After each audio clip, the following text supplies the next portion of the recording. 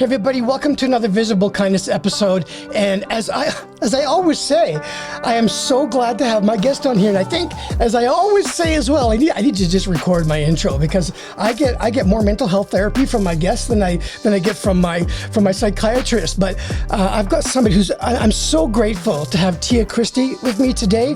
And when I say grateful, I always like to look up what they're doing and what they're involved in. I'm so impressed with what Tia is doing, and I'm going to put it in just a little summary and have her introduce herself a little more after I'm done. But she's a lifestyle editor, a tips expert, a CEO, speaker, and award-winning blogger and entrepreneur.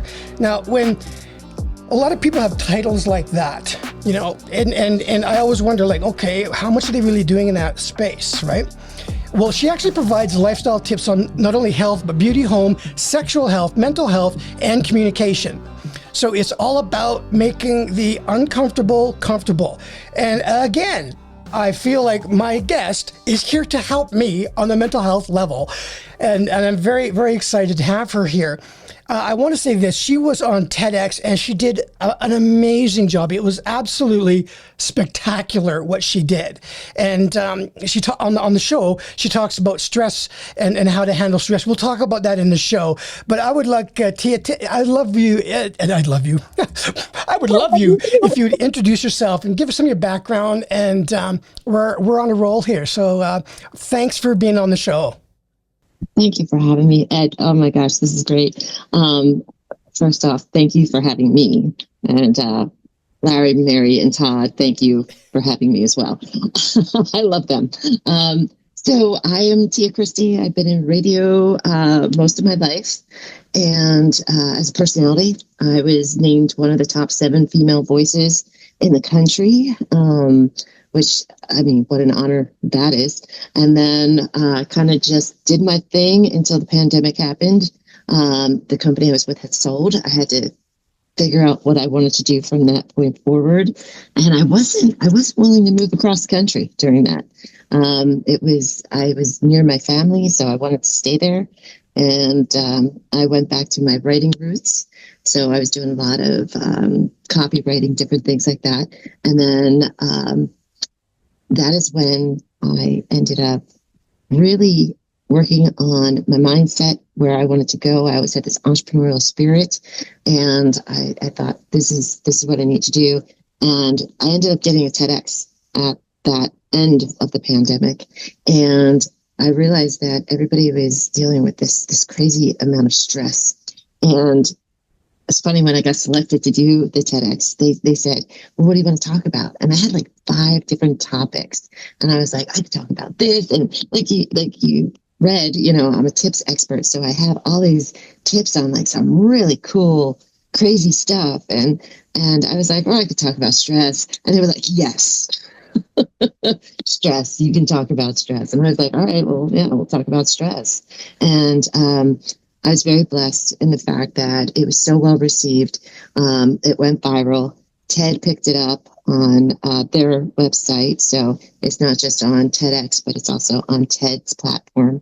And I'm just grateful that the message was able to get out there. You know, I put it out as a gift for people to help combat their stress, and to have it so well received. It was such a blessing to me. So that caused me to really... I'm going to use the word pivot. Everybody uses that word, but that really caused me to pivot at that point. And people started to approach me saying, I need help communicating as well. And I want to do what you do. And I'm like, what do I do? But it was very interesting, you know, to see like not only how people saw themselves, but how people saw me and my approach to this wild, beautiful world. And I started to really format this kind of program to help people become better communicators. I've been doing it my whole life, and I just figured, all right, let's see what I can do. And I became a communications coach, and then I was brought in as a CEO for a communications company.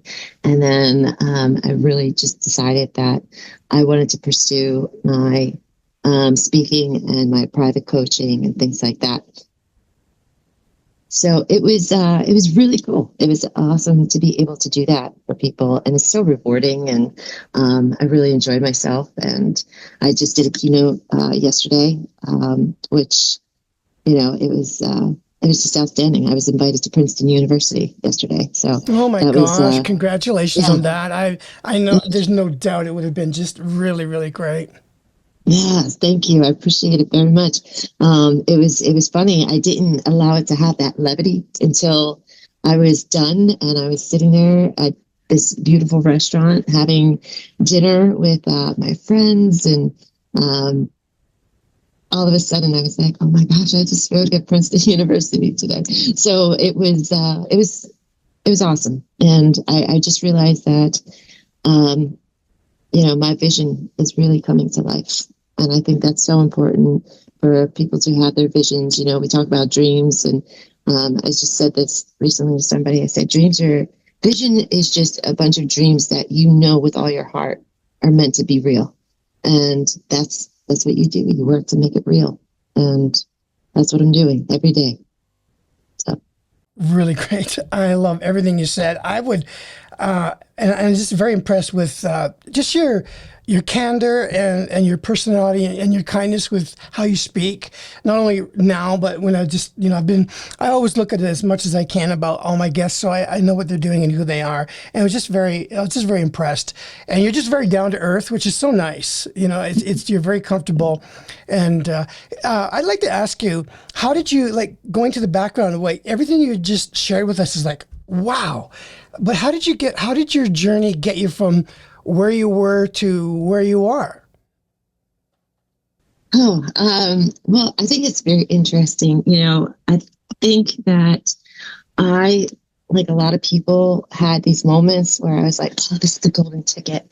This is the thing that's gonna, really get me to where I'm trying to get to, or whatever." And it doesn't always work that way. There's no one thing that I can say totally catapulted me to the next level. It was all these little moves, and when I look back, they were very strategic moves, and some of them were complete failures. And but those failures, they hurt, falling flat on my face, and it also showed me who I am. I got back up, and I was ready to try again. And, I did it a little bit better, a little smarter, a little faster. And I was able to, say, okay, that's not important. This is important.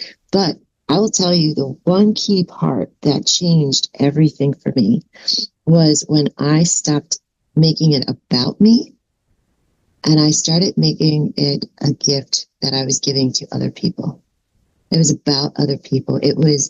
I was put here on this earth to share my superpowers, right? Because we all have these superpowers. Yes, we do. And how do we find them? Yeah. yeah, and it's really neat because when we're younger, we try to do the things that are challenging. I just had this conversation yesterday with my assistant, who is amazing. And they were telling me that, they didn't know what they wanted to do next step. And I said, "Well, what are you good at?" "Well, I'm good at this." "Well, then that's what you should be doing." "Well, I don't know if that's what I want to be doing. I feel like I need to be more challenged." And yes, we do. We love to be challenged. But there's also that part that comes in. It's a gift that we were given. That's why it is easy. So why not look at that, allow that to help us, whether it be just to make our bones, right? To make our daily money that we need to live and survive, right? And then we can do the challenging thing to excel in what we really are passionate about, right? So, trying to make life just challenging all the time, it gets very, very hard, because life is hard, So why put these unnecessary challenges on ourselves, right? So I think that once we are able to sit there and say, all right, let's stop trying to challenged ourselves this much, because now I'm challenged in, my career, I'm challenged in my private life, I'm challenged in my education, like all of a sudden everything's just one big freaking challenge, and you're like, right? And you're stressed out. As you said, talking about stress, you get stressed out, and then, where are you at that point? You're ready for burnout and breakdown and, mini meltdowns all the time. And you're not doing anybody a favor. So when you're able to look at the simple things that you have, like me, tips from Tia. Okay. Tips from Tia. That's great marketing. It is. It's simple lifestyle tips. I don't claim to be a beauty expert or, a DIY expert. I claim to be a tips expert because that's what I know. I'm like, as a kid, people would call me MacGyver, because I always had a fix for something, right? And it was, I realized that was my superpower. I had this vault of tips, and I used to call it useless information. I was like, I have this vault of useless information. And then I realized, I'm like, it is super useful. Why discredit it? I mean, it's so useful and it's so helpful to people. And why not share that information? It's easy for me. It's not easy for everybody else. So I give it as a gift. And then all of a sudden, now I'm getting gifts in return. And that is where my life changed. It went from the struggle to all of a sudden I found my footing. I found my flow, and I was able to go into that. And in the process, I was able to help people all over the world. And that is remarkable. That's a great thing about being in the day and age that we're in now. And yeah. I don't know what the percentage is of how many people realize that what they're doing, like what we're doing right now, it goes out to the entire world. You just don't know who is going to get benefited by this or what opportunities are going to. And there's so much opportunity today that wasn't available before. So I want to ask you a bit on what you said. And usually I ask questions that are like really helpful to me because I'm in my journey, but we all go through the same thing. How do you, when you mentioned that people struggle with finding out what they should do, right, or what their strength is and everything, how do you guide them through that process to get them focused on the things that they were created to do? Or you use a superpower, right? Because I find it a common thread. It's absolutely a thread in my life for decades, trying to be something that I wasn't, until finally getting to the place where I didn't have to. But I didn't have anybody help me. But that was my story, right? It was my story. How do you help and guide people into putting all these things down? Because with social media today and the media, it's so easy to look at something and like, that's what I want to be like. And then they act that way, they pretend to be that way, or they try to mold themselves into a shape that may not be them. And I've done that for sure. So it's talking about the word authenticity, if that makes sense, right? How do you find your authentic self and then go in that path? How do you help people do that? Okay, so I love this. I love this because it's so fun. When we were kids, we used to spend a lot of time in the mirror, right? And we were so just easy on ourselves. We were less critical. We would go into the mirror and we would sing and we would dance and we would, and it didn't matter if you were a boy or a girl. Like you went into the mirror and you learned your face.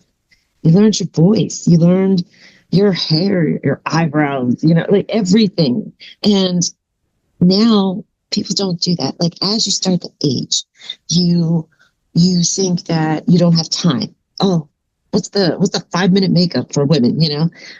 What is the easiest way to get myself away from that reflection and get out the door, onto what I'm doing? Or if you spend too long in front of the mirror, you're a narcissist, or you're conceited, or you get labeled as doing something wrong. And the fact is that I think people don't know who they are anymore. They look in the mirror and all they do is they take that time to criticize. And That's how people end up with, eyebrows that they don't like, that don't match their face, or, like extensions on their eyelashes, and, bills here and ads there. And I'm not saying any of that's wrong. Do what makes you feel awesome. But I think that also we look in that mirror, we pick ourselves apart, but then we need to remember to look in that mirror and say, I love you. You're amazing. You are funny. You are smart. You are kind, and I know to some people that might sound woo woo, but like, this is what we did to ourselves when we were children. We complimented ourselves. Man, that was a cool face you made right there. Oh, like, I like that. Oh, look at how well you crossed your eyes that time. Like, we did things to really lift ourselves up. And I have told people, I think more in the last week, you need to get back to mirror time than I have said in a really long time. Because I think now is the time for people to really get back to mirror time. I think that we need it. I think that we need to remind ourselves that we love each other, that we are good enough, and smiling, smile and really, really show that soul of yours, because it's a beautiful one. So you're hitting a spot in my life. And I have so many questions for you. We'll never get it done in one episode.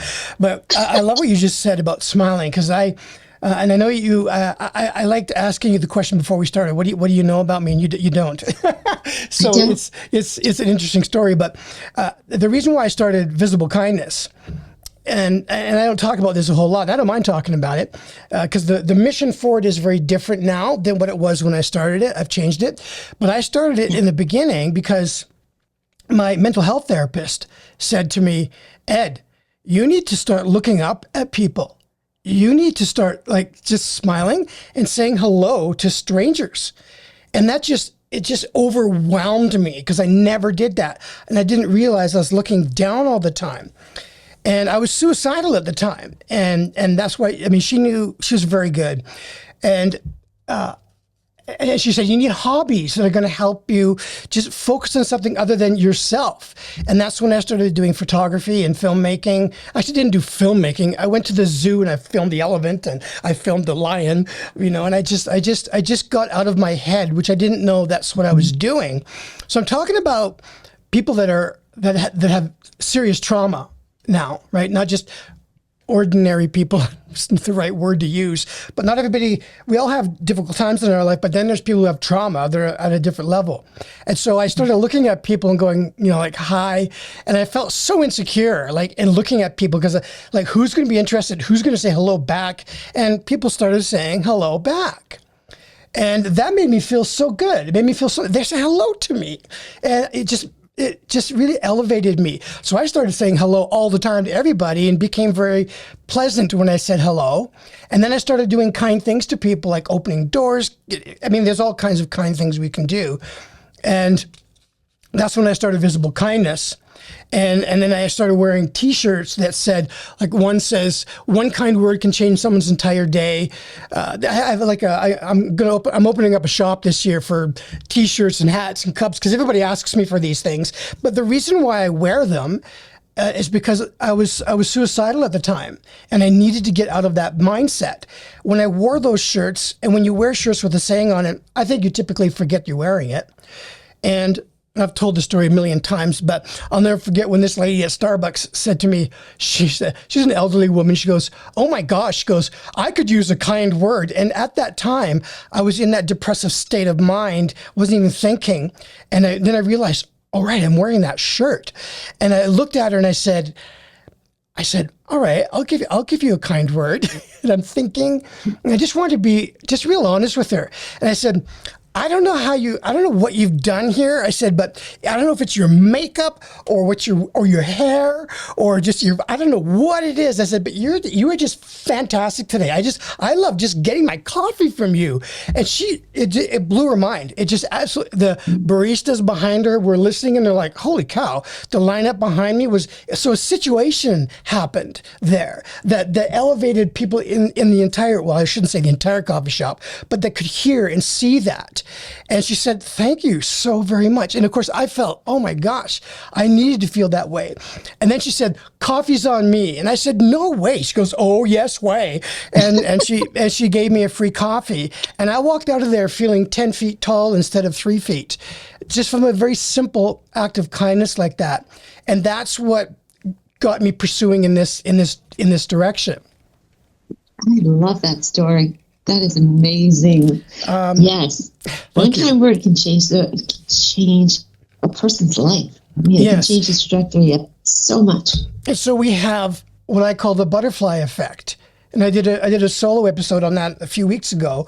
A friend of mine wrote a book called The Butterfly Effect, and it's butterfly effect is not his theory, but it's when something is done, it has an effect in directly, and it can have an effect like in ways we can't even imagine, right? So I think about what I said to that woman that day. Where did that go? Who did she talk to? I guarantee she went home and she would have said, you're not going to believe what happened today. And then her friends, so it grows. And it's these small seeds of kindness can make an impact in our culture, which we desperately need. So that happened. And I call them angel moments. Yes. Oh, I like that. Angel, I like that. I wanted to ask you, because I loved your TED Talk. It was, like not all TED Talks are like the same, or they're all different levels. Yours was at a level way up here. I loved it. So if you could share with everybody listening, this would be great. If you could tell us the difference between the Frazzler and the Silent Stressor. What exactly does that mean? What is that all about? All right. Well, people tend to stress. Stress is, it's a worldwide epidemic, and people can vary, but people mostly stress out one way or the other, and they either are the Frazzler, which is and they stress out everybody else around them because they're very vocal about their stresses, or you have the Silent Stressor, which I tend to be. I hold things in, and I just really try to keep that stress under wraps and not let anybody see it. And it can be very, very damaging to do it that way. So, it's both have pros and cons. But it's very interesting to have somebody once they realize that there's like these two forms of stressors types. It's really fun to actually watch them unwrap who they are. So, Ed, what are you? Are you a silent stressor or a Frazzler? So, as I told you, I had a brain surgery. Can you tell me the so one is silent and one is not? Yeah. Yes. Mm-hmm. I'm definitely silent. Yeah, and most people think I'm outgoing and all this stuff, and I'm actually an introvert. People think I'm this extrovert personality type, and I'm absolutely not. So I am quiet with my struggles and the things I go through. Yeah. And I understand that very well. And it's funny because it really doesn't have anything to do with being an introvert or an extrovert. I'm very extroverted, but I was kind of raised to not share my problems. Problems could be a sign of weakness. Problems, they're yours to keep. You don't have to share them with everybody else. And that really makes you feel like, oh, I got to keep that inside. Oh, it's a bad day, or, I'm feeling really stressed out about this, or, all these different kinds of things. And it weighs, it gets really, really heavy. So you need to, as a silent stressor, be able to learn how to express that. Therapy is obviously a very good thing to pursue. I think therapy is a good thing for anybody to pursue, but it allows you to be able to talk to somebody. You're paying that person, but you're able to talk to somebody, and you know that your secrets, your weaknesses, whatever you want to call them, aren't going anywhere. And that can be a very beautiful thing. Then the Frazzler, they're just all jazzed up about everything, and they get really stressed out about everything, and they have to share their issues, their problems with everybody, and that can be healthy to the fact that they're letting it out. They're uncorking the problems, but they've already shook it up and now they're spraying it on everybody. I guess a lot of people laughed in the TEDx. I said, before you emotionally vomit, emotionally vomit, I think, on everybody. Would you agree with, because I have to ask you, would you agree with, like, because I've gone through a lot and I share a lot of what I go through with close, like very close people, very, like definitely one hand, but I don't tell everybody. Is that what you're referring to? Like, would that be considered a lot or a little? Being out there, because I don't like when I went out for coffee with a woman I never met. Just like I would go with you, and she's building up a public speaking organization here in Denver, and she's like, "Oh my gosh, it would be great to have you involved." And I'm like, "Yeah, I'd love to be involved." I never talked at all about my past, who I am, and all these things. I want to speak. I love to motivate. I have a story, and she knows nothing about my challenges, but my friends do, right? And I'm not afraid to share, but I'm not in a state where I need to, like, listen to what I'm going through. Is that what you're talking about? Like, people want people to hear? Because you get confused. There's a difference between complaining and explaining. Yeah, I definitely don't complain. Nah, no. Exactly. It's frustrating. I'm frustrated. Right. Now, like, a Frazzler will come in to work, and Frazzler, I mean, like, you can see them, their hair's all messed up, and like, they're dragging their purse behind them, basically, their coat's half buttoned, like, it's just, you can just imagine they're like physically a visual mess inside and outside, right? Oh my gosh. Right. And they're like, "Oh my gosh, you don't understand. Today was the worst day ever. I got stuck in traffic. Okay, yeah. And then I got out and my foot went right into a puddle at the curb, and and then I stepped in gum, and you're like, "Oh my gosh, I don't need to know anymore." That's a Frazzler. I see what you mean. Yeah, I understand. My heart goes out to them for sure. Yeah. And, and it is, they just don't know what to do with all that pent up energy. So they allow it to explode, and then they overshare. And, we, in the TEDx, I give tips on how to, like, kind of share the clip notes, make sure that they're using that energy for better things, to sit there and have a Frazzler try to, like, meditate, it's going to be a little hard for them, to sit there and close their eyes and be like, and really get to the core of the problem. So, giving them some activity to do to burn that excess energy, yes, and then be able to handle it a lot better. So it's cool how that process can work. T, what would you like to promote? What would you like people to? I mean, I'm going to definitely be promoting, checking out your TEDx. But you had, and I am so sorry. You sent me something, and you probably have this happen in your life too. I get a lot of people connecting and contacting, and I don't respond all the time right away. But are you raising money for something, or what was it when you sent that to me? And I'm so sorry. And I want to ask you on the show if you're still promoting what you had shared with me. Actually, no, I was up for an award, and that actually ended. So, and I'm sorry. I feel horrible. That's okay. That's okay. I'm just kidding. How did you do on that? I did pretty good. I ended up, I placed fifth, which, just an honor to be in the running. So. Give me a break. I would love to be fifth. That's very, very good. Congratulations on that. As a matter of fact, Thank you so your much. whole resume is just so impressive with what you're doing. I'd like to ask you, what would you like to direct people to here? Where do you want them to focus? You said about Denver, and I know that this is a podcast and it's going everywhere, but I'm actually going to be in Denver. I'm going to be in Denver April 4th. April 5th at Comedy Works. What? Are you going to be on stage at Comedy Works? I am not doing comedy, but I am actually. You do it all. I'm funny. I am funny, believe it or not. But I'm actually there for She Talks event, and it's going to be Saturday, April 5th and I got to get the info to you. It's like,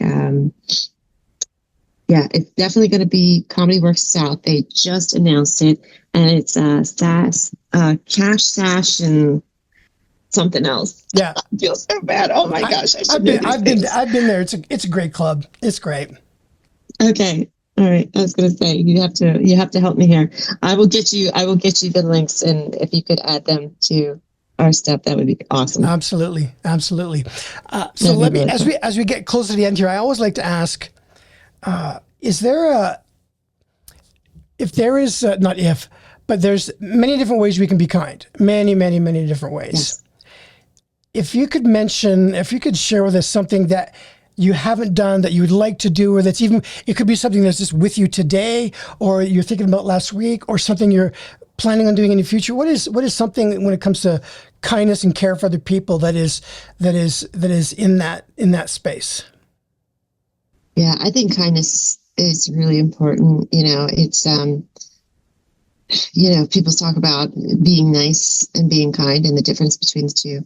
And I think it's important to be kind. You don't, it doesn't take much effort to be kind to somebody.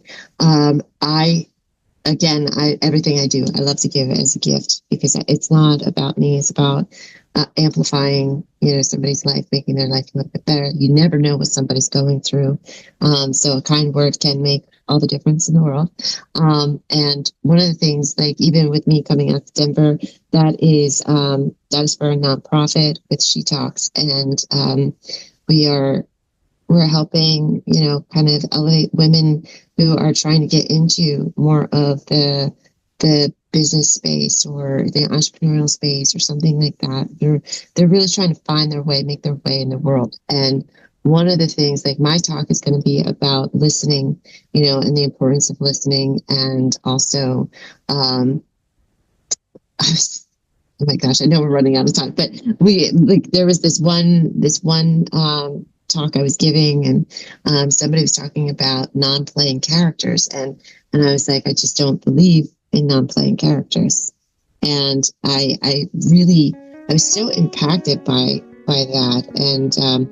And the funny thing was, I was the one on stage, and I was just like, oh my gosh, like that was just amazing. So I really wanted to dive deep into that. So I will be diving deeper into that when I'm in Denver next month. So I'm really looking forward to that. And I think that's going to showcase a lot of kindness as well. So it sounds like I could go to that event. Yeah. Yeah, absolutely. I would love to. I would love to. Yeah, and I love connecting with people on this level. Would be awesome. Would be awesome. Yes. Oh my gosh. But anyway, I want to thank you for your time. I want to thank you for who you are and what you're doing, the difference that you're making. For me, it means everything. Kindness is everything on so many levels, and it's more than it's not just a small thing, it's a big thing. And I love how you've created a path in your life to make a difference for so many people, and what's coming in the days to come in the rest of your life, I know is going to continue to make a difference. So I really appreciate you coming here. Thank you so much. You saying that, it just reminds me, I said one time to somebody, I said, I might not be able to cure cancer, but because of what I do, I can give voice to somebody who might be able to. And I mean, that is the way that we make these ginormous ripple effects in the world. So, again, I think it's important to find your superpower and be able to cause that ripple effect, because it's so beautiful to be able to do that. I agree. Yeah. It is. And we can do more every day if we are in that space, not thinking about our job and this and that. And I see it all the time. Where people are so in this place where they're not thinking outside of themselves. And not only does it make somebody else's day different, it makes your day different. It's about you as well. Be kind to your neighbor as you're kind to yourself. It's about both of us.